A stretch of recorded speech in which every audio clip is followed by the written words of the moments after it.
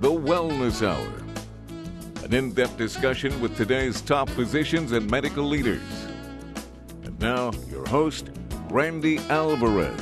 You're watching The Wellness Hour, leader in medical news and information. I'm Randy Alvarez. Today's topic, new medical breakthroughs in health, nutrition, and longevity. With us, we have an expert on the topic, Dr. Simpson. Dr. Simpson, welcome to the program. Thank you. All right. Now, before we get into today's topic, because we're going to talk about your book. Right. And a very interesting book, by the way. Well written.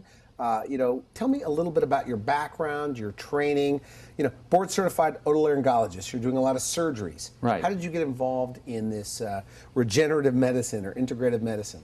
Well, when I was a resident, we were doing all these cancer surgeries. The patients get horribly sick afterwards. And so my wife had been a Shackley secretary. And that's a supplement company. Right. Okay. And she never took the vitamins because she couldn't afford them. But when I was in my first year of medical school, we're learning all about vitamins, and she gets sick. And so I take her to a naturopathic doctor because she was interested in vitamins, and he gave her some Shackley vitamins, and she took them, she got better. And then later on, when I'm operating on all these cancer patients, they're sick. So I thought, well, there's vitamin C. Throat cancer, things like that? Yeah, throat cancer, neck cancer, sinus cancer. And we're doing these cases by the hundreds every year, and a lot of them get horrible complications after their surgery. So I thought, well, why not I just put the vitamins in the bag? So the IV bag's hanging, and I just shoot the vitamins in, vitamin C and some B vitamins. And this was at the time not something that was mainstream. Right, it was. Nobody else was doing it. Okay. Nobody else was doing it. Right. But they were in the formulary, so I just threw it in there and I put it in the orders. And pretty soon I noticed that there was no complications. They didn't get pneumonia. They didn't get neck abscesses and wound problems, and they healed pretty good. Interesting. And so we went to publish the study, and the major ENT journal we submitted it to, they said, we don't believe this. Your results are too good. We're not going to publish your study. I'm sitting there in shock. I said, well, the reason why they did so well is we did all this stuff, and they didn't want to know about that stuff. They just want to know about the surgery and the success rates. And our results were way out of line compared to everybody else. We were so much better. And they just rejected the whole study. 110 patients. So so early on, you saw the connection between nutrition, right, specifically supplements, and healing. Exactly. After surgery. Right. Interesting. I mean, dramatically different? Dramatically different. And we're doing all these facelifts, and the recommendation for them to heal well without thick scars was to take a lot of vitamin E. So we'd give them massive doses of vitamin E, like 20 times the normal dose. And we'd have them take it by mouth, and they wouldn't get these big, thick scars in their neck. And so we were also cutting out those earlobe slits and the keloids, the big bumps that show up in certain women. And we were cutting those out, and we didn't want it to come back. And so we'd give them a steroid shot in there, but we'd also give them vitamin E, and they wouldn't come back. And so we had great success in our cosmetic practice during my residency of controlling all these factors that go around the surgery. And now it's a big industry for plastic surgeons to use nutritionists to help bolster the nutrition of their patients as they're undergoing cosmetic surgery, because they don't want any complications at all. They won't make money if they have complications. All right, now your book. We invited you on the program to talk about your book, Simple Health, and pretty comprehensive book. I mean, you cover hormones, you cover detox, you cover just about everything. But let's talk about your current practice. So your current practice, you also have a practice. Right.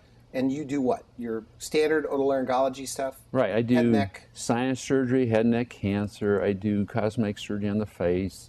I do a lot of fancy ear surgery, and I do allergies too. You're also an allergist? Yes. As an otolaryngologist? And practicing allergy, we find a lot of nutritional deficiencies in the patients, especially when we look at their food allergies. It messes up their gut, and then they can't absorb their vitamins, and then they get deficient. So we can either replace the vitamins, or we can fix the allergies, or fix their gut. So nutrient deficiencies? Yes. Interesting. So in your practice, your standard traditional medical practice, or maybe not so standard, you always use nutrition? Right. And supplements. Is that right? Exactly right. And for example, we had an allergy patient that I saw 2 days ago. She had been maximized on allergy shots with the pollen in the desensitizer. She said, I need some help. All your stuff is not working. I'm still sick. I need some more help. So I pull out my sheet of vitamins for allergies. which I developed by reading all the allergy textbooks and all the vitamin textbooks. I found certain vitamins work better for allergies. So I just gave her one off that sheet. I said, take bromelain and quercetin. I just saw her 2 days ago. She says, I went through the fall without a single allergy problem. No stuffy nose, no runny nose, no watery eyes, no sneezing. I said, well, is spring your worst season and you were miserable then, and fall your best season? She said, no, it's the opposite. Fall is my worst season. Okay. I said, well, what was that from? She said, well, it was from that quercetin and that bromelain that you told me to take 6 months ago. Are you surprised, by the way, sometimes when you incorporate or integrate supplements with your standard therapies? It is surprising. It doesn't work for everyone. Everybody For some people, it's huge. It's huge. I'll run into people and they say, thank you, you saved my life. And I said, what happened? Well, 2 years ago, you told me to take vitamin C. I said, really? I don't remember that. And they said, yeah, ever since I took it, this health or that health problem has gone away. Or somebody else will say, you told me to take this supplement. And then ever since then, I've been healthy. Now, you own the local health food store. It's the size of a Trader Joe's, I understand. Yes. Tell me about that. We have 10 freezers full of organic foods, and we have $50,000 of vitamins on the shelves. And we picked vitamins that were effective but cheap, that the average person could afford. And so they really like that. When they go to Whole Foods, they find the same vitamin costs 3 times more. So they really like our health food store, and they can get better on the vitamins. In fact, when their flu hits or when colds hit in our town, the health food store has huge business. Everybody's coming in and buying stuff right off the shelf. It just disappears like water under a bridge. And so when I was doing all this health food store stuff for years, I was given advice on vitamins, and then one day I just woke up and said, I have to know more. So I went and joined the American Council of Anti-Aging, Regenerative, and Functional Medicine in order to get a better take on the doctor side rather than the company side. The salesperson that goes in there. The salesperson comes into the health food store and he tried to peddle their vitamins, saying all these studies, and I didn't know if it was true or not because the medical reps do the same thing with their drugs. It's definitely confusing. So it's just all confusing. So I went and got some training from doctors who didn't have any interest financially in a vitamin store or vitamin companies. So you're convinced they work? Yes. They help? Right. Let's mention your credentials there too. You're board certified in anti-aging medicine or regenerative medicine, exactly. Metabolic medicine. Right. Tell me about that. So, so one thing led to another, and so I started my anti-aging career, and I got board certified in anti-aging, and then I became a fellow in the anti-aging. Then they had an advanced fellowship, and now I'm working on my master's degree. Your master's in anti-aging. But before I started working on the master's degree in metabolism and nutrition with the University of South Florida Graduate School, I decided to write the book. I said, well, I'm learning all this stuff, and there's people out there hearing 1,000 things every day on this is bad for you, this is good for you, this vitamin is good for this vitamin is good for that, and people had no idea. Because you don't own a supplement company. No. So you don't have an interest there. So they had no idea what to do. Day by day. I once saw a 90-year-old lady had 16 bottles of vitamins, and she had the same vitamin in half the bottles. So she'd get a toxic dose of one vitamin and not enough of other vitamins. So I thought, I better write a book, make it simple. So I wrote a book, Simple Health, for those who wish to be simply healthy. So do you think, I mean, anti-aging medicine, you're not against aging? No. What are we talking about? Living better, longer? Or are we talking about what? We're talking about health span rather than lifespan. Americans are really interested in living as long as they can. So they pay $200,000 in the last year of their life just to live 2 months longer, despite whatever fatal disease they have. And the same goes true is when they get sick in their 60s, they end up on handfuls of pills. They come in every day now into my clinic on 30 medications at age 55. Is that right? Is that right? 30. And then they say, Doc, do I need all these medicines? Well, I have to be careful. Because do you wean them off? No, I have to be careful because I receive referrals. I'm a specialist, so I have to bite my tongue. You bite your tongue. I bite my tongue, and I say, there's some vitamins that would help neutralize some of the side effects of these medicines, and it's in my book. Got to read the book. Yes. Got to read the book. I read the book. Let's start with the first chapter. Okay, let's jump right in. Xenohormesis? Right, xenohormesis. Okay, what is that? Xenohormesis is some desirable benefit in a plant that helps protect it against harsh environments and predator attacks, that if we eat that plant, we get that same benefit. It protects us in our toxic world, our stressful toxic world. For example, the goji berry. If you eat a goji berry grown in the valley at the bottom of the mountain, it's no good. But the goji berry is grown high up in the mountaintops where the ultraviolet light is destroying it, poisoning it, and killing it. And where it's cold and the winds are harsh, and the plant has to put all these antioxidants in the berry to protect it. Interesting, okay. And protect the seeds. And so when we eat the high mountain goji berries, we get a health benefit. When we eat the low value goji berries, we get no benefit at all because they're not stressed. And the same goes true with our food today. We have potatoes that are coddled and protected from bugs and pesticides, and they're just surrounded by a cocoon so they don't have to face a harsh life. And so we eat that potato and don't So they have less antioxidants. Exactly, they have less benefit to us. So what's the answer? The answer is to eat fresh food that you grow yourself, or to eat organic food that's been grown in a nice environment where there's bugs in the soil that irritate the roots, where there's fungus that attacks the roots, and bacteria and parasites and protozoa of all kinds. The roots have to defend themselves, and I call it root magic. The roots have to defend themselves against all these invaders. Well, we have to do the same thing. So we're going to eat those roots grown in good soil, organic food, and then we eat that and we get that same health benefit. You know, look. So that is xenohormesis in a nutshell. So eating something that's been injured and has to defend itself, and we're injured in the same way. Because there's more nutrients in there. Right. You know, I've read a lot of books, and of course, you know, this is my interest as well. But I try to eat organic just because I don't want the pesticides. Right. But your book outlines that that's the minor part compared to the fact that these pesticides, you know, basically don't allow the plant to give the natural antioxidants. Right. Am I explaining it? Exactly. That's how I understand it. Well, there's also natural antibiotics. So when the plants have to defend themselves in natural soil. Without the pesticides. Without the pesticides. They have to do it on their own. They have to do it on their own. There's no herbicides. It becomes like a superfood in a way. Right. It becomes a superfood. Okay. So organic food is more than just something without pesticides. Interesting. It's extremely healthy. In the first 4 chapters, we talk about rusting from within. Our bodies, as we age, they fill up with smoke from the fires of making energy. And this smoke is oxidation. And then when we eat too much sugar, we caramelize all the proteins in our body.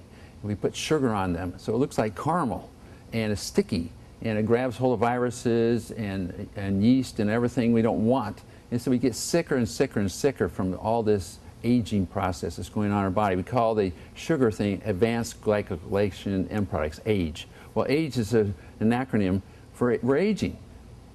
We're caramelizing, and we're getting diabetes, and we're getting stiff and hard. And is that a metaphor, or is it actually happens? That actually happens. Okay. Too much sugar, you freeze up. It's like rusting every joint. So we're oxidizing the whole body with too much smoke, too much meat, too many poisons, too many pesticides, and our body starts to rust within. We need antioxidants. And vitamin C and Linus Pauling was the pioneer in using antioxidants to live longer. Now, Linus Pauling could have lived longer, except he drank a lot. And then he got prostate cancer. He's known for vitamin C. Right. Okay. And he had a bowl full of vitamin C on the table, and he would spoon it into everything he drank, 19,000 milligrams of vitamin C a day. He wouldn't have lived to be 93, in charge of 20 PhD researchers with a bright mind if he hadn't have taken all that vitamin C, because he was poisoning himself on one side with all the alcohol he was drinking. Okay. So that's a little known fact about his life, but he would have lived even longer. Okay, had he not had a bad lifestyle. Chapter 5, going through your summary here, you're big on roots, eating food, root foods. Right. Expand on that. But aren't those the starches? Isn't that where the sugar is in the plant? Right. Isn't that the problem? The roots store energy. They store vitamins. They also have all the protection against the toxic environment in which they live, where all the bugs are at. So the roots store a lot of protective defenses. So roots have a great power to heal us. And they're What are some of your recommendations? What kind of roots are we talking about? Well, wild yams and sweet potatoes have the most dense nutrients per ounce of any vegetable there is on the planet. Interesting. They grow in the ground. Okay. And there's a book called Potatoes Are Better Than Prozac. Okay. If you eat a whole potato before you go to bed, it boosts your serotonin, which helps you fall asleep naturally, which keeps your blood sugar up while you're asleep, so you don't have ups and downs with your blood sugar while What you about sleep. weight gain, though, with these starchy vegetables? People that eat appropriate amounts of starch, fat, and protein in their diets do not gain weight. Okay. The Okay, body that's knows- outlined in your book? Yes. Okay. Okay. In Chapter 7, we talk about fractured food groups. The whole food pyramid has been replaced with toxic substances. Why do you call it fractured food groups? Because every food in the food group's been fractured. It's been changed and altered, made an alien life substance. It's like it came from a different planet. In fact, one company once made a pie that had no natural ingredients in it. Okay. It was made out of chemicals, the entire pie, and they tried to market it as a cheap pie, and it made everybody sick. So we have trans fat instead of a real saturated fat that comes from a freshly slaughtered organic cow. We have a refined sugar which has all the nutrients taken out of it. The people in Haiti and the Dominican Republic that eat sugar cane never get any cavities because there's all the nutrients in the sugar cane to handle the sugar that's in the sugar cane. And plus the roughage that's in the sugar cane cleans their teeth as they eat it. So what we are good about is taking all the good stuff out of the food and leaving the bad stuff and putting that in our food. So are you saying that if you eat naturally occurring sugar or whatever the term is, right, that you won't have the problems exactly than refined sugar? And in my health food store, we sell the turbinado sugar, the natural cane sugar. It looks brown because it's got all these vitamins in it. And then we have rancid fat. We just love our burnt food. Burnt fat causes colon cancer. And so we also like rancid fat. We cover it up with flavor enhancers, which also poison our brain. And Well, you got to heat the meat if you're going to eat it, though. yes. So what's the answer there? Well, in the book, it talks about how the Chinese use wok cooking to sear the outside of the meat, and then they cook it real quickly so that we don't lose a lot of nutrients. The vitamins don't leak out because the outside's seared. And so we can cook the broccoli in 2 minutes, and it still retains all its vitamins. If you put it in a pot and cook it forever, it's just mush and there's no vitamins. They're all out in the water. We're eating too much meat, you say? Yes. Meat causes acidosis in our body. We become too acid. And then our bones are the main way we have of neutralizing the acid. So we pull out all this calcium out of our bones.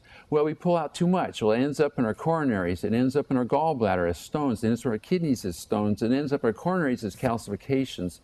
And it ends up in our heels, and we get arthritis. And the calcium's everywhere, but where it needs to be. It needs to be in our bones. And it's coming out of the bones because of all the acid. And we get acid from sugars and proteins. Too much protein causes acidosis. So how much protein? Well, we're supposed to have between our ancestral diet suggests 15 to 20% protein. Plant-derived proteins are most of that. And eating meat occasionally. The Brazilians, for example, they look so beautiful, and they win Miss Universe, and they just look so healthy. Well, they are not as healthy as they might look because of all their smoking and drinking. But one of their health secrets is they don't overeat meat. They eat meat once a week. They eat rice and beans the rest of the week. And this is also true in Asia, where they eat meat sparingly. And they eat mostly plant-derived proteins. So most people don't understand that rice is 7% protein, and beans are 10% protein. Mix brown rice and different kinds of beans together, and you get a complete protein from that. Is this book, by the way, meant to give leverage to people to start doing what they know and eating better and being healthy? Because it is somewhat of a motivational book. I'll tell you, look, I try to get vegetables in. I read your first 3 chapters, and I'm not kidding you. The stuff about fungus and the natural antioxidants and the antibiotic effect. And I literally went right next to us in the studio, and I ordered a big pile of broccoli with my food. And I was more excited to eat it. So, I mean, is that part of your goal here with this book? In the book, I point out that a plate of broccoli has 2,500 milligrams of vitamin C in it, more than you would get in a pill. and it's absorbed in a way that's You'd have to eat natural. like 25 oranges or something you said in the book. Right. The book talks about cauliflower and how cauliflower also, a plate of cauliflower has 2,500 milligrams of vitamin C in it. So people get sick all the time. And then they reach for all these pills in their cabinets that make them sicker in another way and relieve some symptom that they're after. So if they got a cough, they reach for a bunch of pills. They got a We're headache. living longer, though. Someone could argue we're living longer than ever before. We're eating worse than we've ever been. We're on more medications than ever before. So what is Well, your who wants to comeback to spend that? the last 20 years of their life in a wheelchair, in a nursing home? So we're living longer but sicker. Sicker. That Okay, last 20 okay. years is too sick. Our ancestors that lived into their 80s didn't have any medicine, didn't see the doctor, didn't get sick. They ate natural foods. Just kind of died at the end right away. They died within the last year of their life. In fact, it used to be known that when Grandpa lost his appetite, he died 6 months later. So you like sea salt, though. Right. We sell a lot of it in our health food store, and it's in my book because But everybody's bad-mouthing salt. we used to buy salt with gold. It was so important to people's health in the past. But it wasn't the same salt that we're eating today. Like all the other fractured food groups, Okay. we have taken over something that's healthy for us and turned it into something that is totally chemically alien to this planet. We bake bleached salt at 1,300 degrees. It compacts the crystals so tight. And then we put in preservatives that keep it from dissolving in water. So in the body, though, help me understand the difference between like an iodized salt and a sea salt. And what's the difference? Well, the sea salt in our grocery stores comes from the same chemical industry. They just contrast it with landmine salt. The only salt that's good for us is salt that's from the ocean evaporated in clay ponds, like Celtic sea salt or Himalayan salt. Celtic sea salt. Right. Interesting. They rake it up as they dry it out in clay ponds. They rake it up and they put it. It looks gray because you can see all the clay in it. It has magnesium at high levels, which lowers our blood pressure. It has all the trace minerals that we need to handle sugar properly in our bodies, like vanadium and chromium, and it's just loaded with things that help our joints work better, our brain work better, zinc and selenium that help take all the poisons out of our body and help so many cellular processes work better. And so it's got all the important Too stuff. much of a good thing. Chapter 12 can kill you. I like your take on it. Right. In the book, we talk about how they dug up a cemetery from the poorest section of Britain to see what their bones looked like. And they thought they would see all these nutritional diseases because the kings, they had the bones from the kings, they had arthritis, they had gout, This is interesting, really. They had cancer, they had osteoporosis. So the bones of the kings were horrible. They thought the malnourished people would be even worse. They were healthy bones. Even 80-year-olds in the pauper section of the town, in the pauper cemetery, had healthy bones. So it turns out that what it says in the Bible about Daniel and his friends eating vegetable soup instead of the king's table meat, that the challenge was that he could be healthier after a month of eating this than the king's princesses who were consuming all that meat. And at the end of the month, he was healthy and strong, and so were his friends. And all the king's princesses were sick, and they weren't as strong, and they couldn't fight as well. And so he convinced the king that vegetables were good for you. They were good for your strength. Now, Nick Delgado says the same thing. Vegetables can be the whole source of nutrition, no meat at all, for a world-class athlete. But you eat meat. Yeah, I eat meat sparingly. But the athletes, Olympic athletes, eat meat. Yes. I mean, you're not promoting being a vegetarian. Well, we get from cholesterol, we make all our hormones, so we need some meat. We also get vitamin B12 from meat. But some recent studies have suggested that we should not consume more than 18 ounces of meat a month. Okay. So then we eat meat sparingly. We eat 3 ounces here and 3 ounces there, and we just don't overconsume it. If we eat too much protein in any one day, we get sick from it. Okay, because your body can only take so much protein in one sitting. We just can't handle the acid load. We have to use a lot of hydrochloric acid in our stomach to digest it. Most of us don't have enough. We get less as we get older, so we can't digest all that meat. So it putrefies in our stomach, and all that meat is going through as a rotten mess through our colon or our intestines, and it's interfering with the absorption of the other vital nutrients. So if we eat meat sparingly, if we want to eat it every day, we just eat a lot less of it. And people will feel better. Exactly. As long as they're filling in the gap with vegetables, they're fine. Let's talk about the good side here, though. When people follow the recommendations in your book, what are the side effects? They just feel better, better sleep, increased sex drive? What is it? What we want is natural energy. We want to wake up feeling like we've rested well. We want to have energy for the day. We want to get tired in the evening around 9 or 10 o'clock.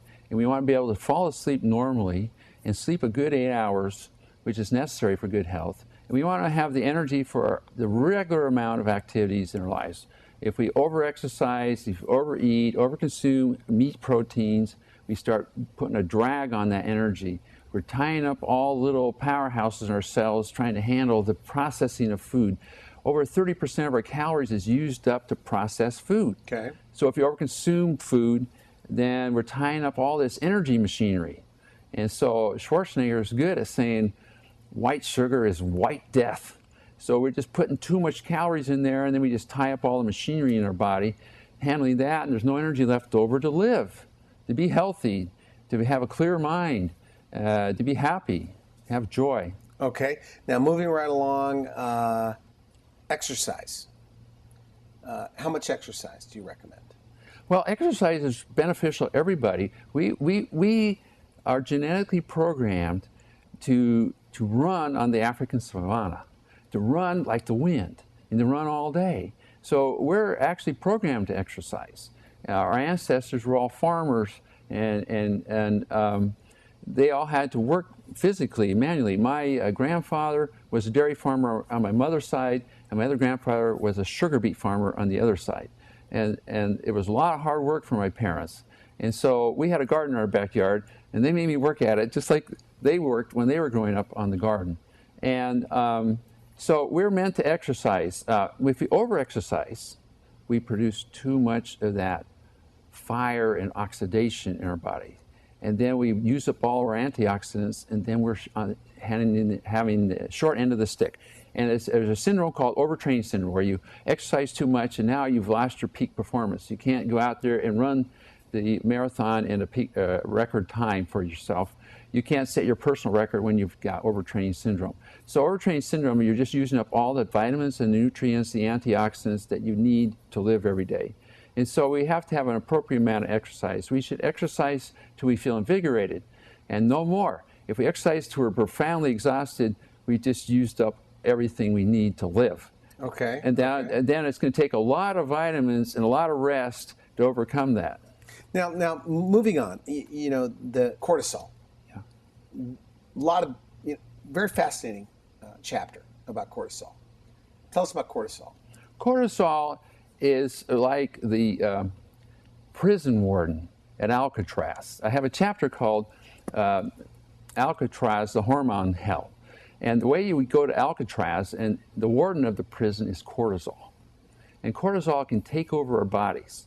It can drive us insane. When we have high cortisol, we lose our bones, we get our blood sugar too high, we get our insulin too high, we get inflammation all over our body. How does it go up?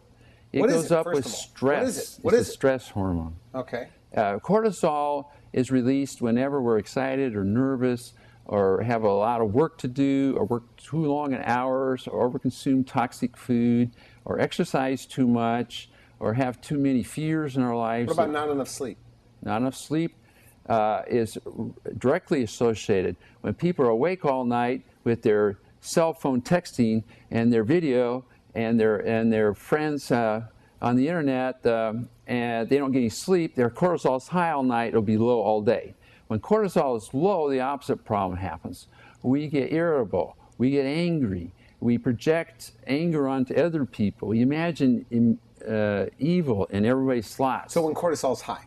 When it's low. When it's low, that happens. When it's low. Okay. So a lot of people, when they're young, go high to low. High all night, low all day. They sleep in to noon or 1, and then they're up all night.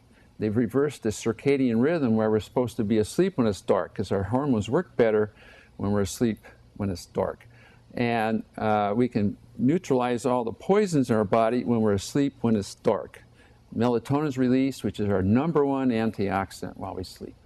And it goes in and puts out all the fires of the day. Well, if we're awake all night, our cortisol is high all night, then it's going to be low during the day. But everybody wants to sleep. They can't sleep. So if they follow your program, will they sleep better? So cortisol can be healthy for us if it's at the right level for the right time of the day.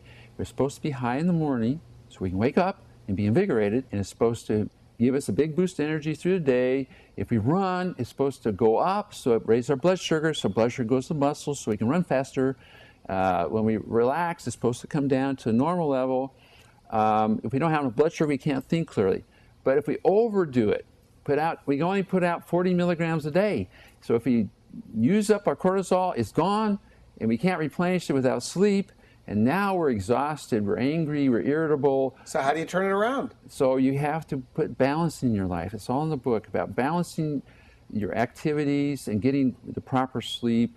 It seems like everybody these days is so wired up with the internet, electrical age, and computer age that they can't fall asleep at night. So I'm recommending melatonin for a lot of my patients, and melatonin drives the cortisol down at night so we can sleep. It turns it off.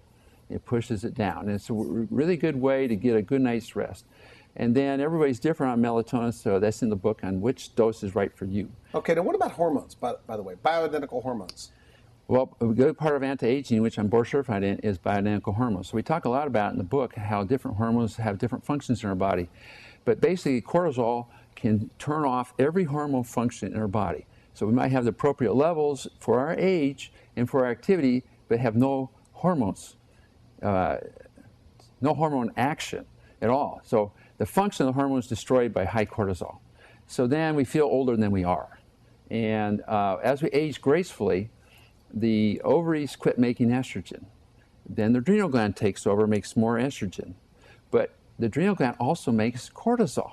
So if we have too much stress in our life as we get older, the adrenal gland doesn't make any estrogen. It makes nothing but cortisol. Well, cortisol causes inflammation. Estrogen reduces inflammation for the woman in her body, in her brain, and in her coronary arteries. And so she's healthier if she can go to a stress-free life as she gets older. So supplementing hormones is an important part of anti-aging. However, if we haven't controlled the cortisol, we're just wasting our time with hormones. And the best way to control cortisol is? Well, we have to get control of our thinking and the stress in our lives. We have to simplify our lives. That's what my book's all about, simplifying our whole picture of life. We have to get to a point at which we can be grateful and humble and have gratitude and joy, and we can express those feelings every day to everyone around us. And we have to learn how to forgive people. And this is in my book. Without forgiveness, the stress hormones go up. Okay. And they start eating away at our insides. And then they make whatever problem we have worse. So we have to... do you give techniques on how to do this? Yes. Okay. So I like to practice what I preach. So when I was going through a period of stress, when everything was falling apart in my medical practice, I read a book on gratitude, and I read another one, and another one. Finally, I decided to write a gratitude journal. So I whipped out a fresh journal, and every day I wrote down 3 things I was grateful for 9 months straight. And believe me, it works. It can take the stress out of your life. You start looking at your problems from a different perspective when you express gratitude, not only to yourself, in your journal, your gratitude journal, but to people around you and also to God. Okay, good. I want to thank you for coming on the show. Final message about your book. Who should read your book? This book is for everyone who's concerned about living healthy in our toxic world. It's for anyone who has a health problem, who has found that the regular therapies are not working. It's for anyone who wants to live a happy life like their ancestors did, and have a health span that matches their lifespan. So they're healthy to the last moments of their life. Okay, great. I want to thank you for coming on the show. Very interesting. Very good. You've been watching The Wellness Hour, leader in medical news and information. I'm Randy Alvarez. If you would like to see this interview again online, you can visit. This will be on your website as well. We're also going to put it on our website at wellnesshour.com. Thank you. I want to thank you, and I wish you good health. Thanks for watching The Wellness Hour, the leader in medical news with your host, Randy Alvarez, the authority on health issues.